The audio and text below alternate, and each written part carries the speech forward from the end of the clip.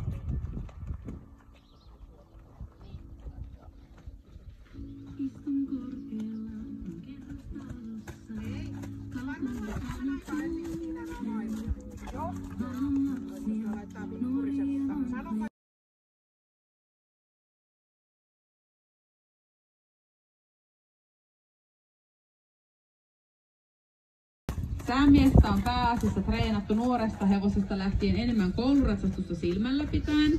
Se on kilpailut menestyksekkäästi kouluratsastuksessa kansallisella helppo A-tasolla sekä suoriutuu vaativa B-A-tehtävistä treeneissä. Parin viime vuoden aikana on treeneihin otettu mukaan aktiivisemmin myös esteratsastus. Säämies on luonteeltaan kiltti ja järkevä, oman arvonsa tunteva seniori-ikää lähestyvä ori. Sen kanssa voi toimia ihan yksin lastauksessa ja kilpailuissa. Se on koko kilpailuuransa aikana nuoresta hevosesta lähtien ollut hyvin terve. Yksikään kilpailukausi ei ole jäänyt välistä terveydellisistä syistä.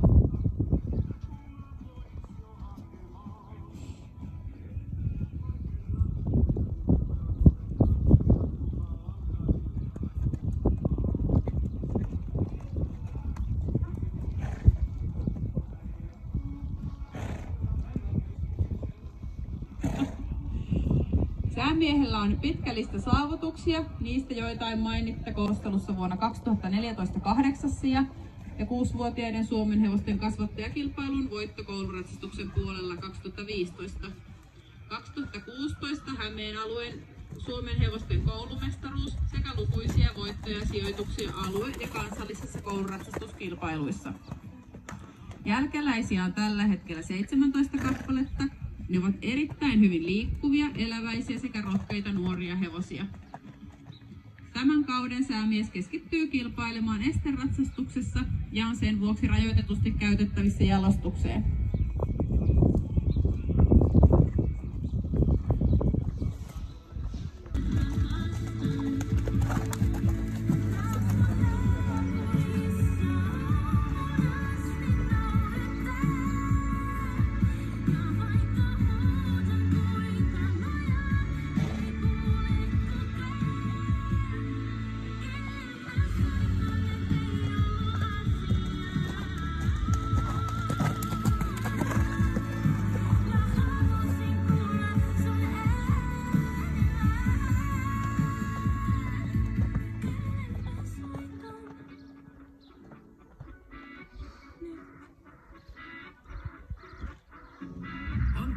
Himmentynyt illan hämärään, on varjot pidentyneet sinun luoksesi.